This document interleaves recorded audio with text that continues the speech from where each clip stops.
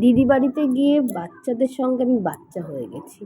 ছোটোবেলাকার একটা খেলা চোখের সামনে পেয়ে গেলাম, যেটা গাছের সাহায্যেই হয়। তো এই যে গাছটা থেকে, এটাকে কচা গাছ বলে, কচা গাছের এই পাতাটা থেকে ডান্ডিটা ভেঙে ফু দিলে এখান থেকে একটা আঠা বেরোয়। ফু দিলে এখান থেকে অনেক বাবলস আসে, ফুর সঙ্গে সঙ্গে, দেখতেই পাচ্ছ। আমার ছেলেও চেষ্টা করছে সেটা করার, কিন্তু ওরা তো কখনো করেনি, এই প্রথমবার দেখলো গাছটা। আমরা তো ছোটোবেলায় অনেকবার করেছি, তো চেষ্টা করছে করার। এই যে কত বাবলস বেরোচ্ছে, ও তো খুব খুশি, ও কখনো এরকম দেখেনি। কারণ ও যেখানে থাকে দমদমে, সেখানে তো এরকম কোনো গাছ বা কোনো গাছই নেই সেরকম, দমদমে বলতে গেলে খুব কম। তো এইখানে মাসি বাড়িতে এসেও খুব আনন্দিত। দেখছো দিদির গাছে বেগুন হয়েছে, ছোট ছোট বেগুন হয়েছে, আরও অনেক গাছ আছে দিদি লাগিয়েছে এখানটায়। কুমড়ো গাছ, লাউ গাছ, আরও অনেক রকম সবজি গাছ দিদি লাগিয়েছে এখানটার মধ্যে। ছোট ছোট পাট, ওই যে সাইডে দেখতে পাচ্ছ মাঠটার মধ্যে, ফাঁকা মাঠটার মধ্যে পাট, সদ্য পাট লাগিয়েছে। এটা একটা তুলো গাছ। কি তুলো গাছ কেউ জানো?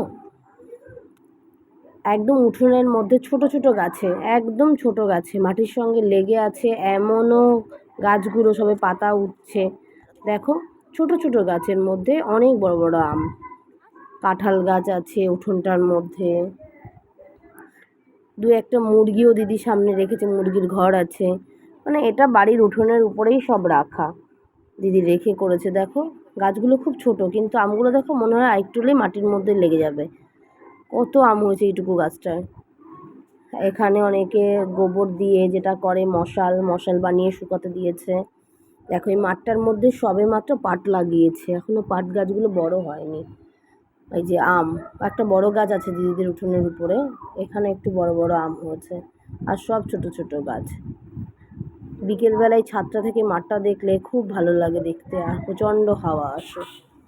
তো আমরা চলে আসার দিন যে বাসটার জন্য দাঁড়িয়েছিলাম বাস স্ট্যান্ডের কাছে, এই যে ছাগলগুলো বাঁধা ছিল। তো আমার ছেলের তো ছাগলের বাচ্চা, গরুর বাচ্চা খুব পছন্দ, মানে খুব আদর করে, ও জোরাজুরি করে।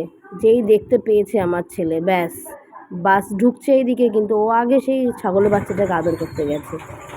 তো টাটা বাই, বাস চলে এসছে।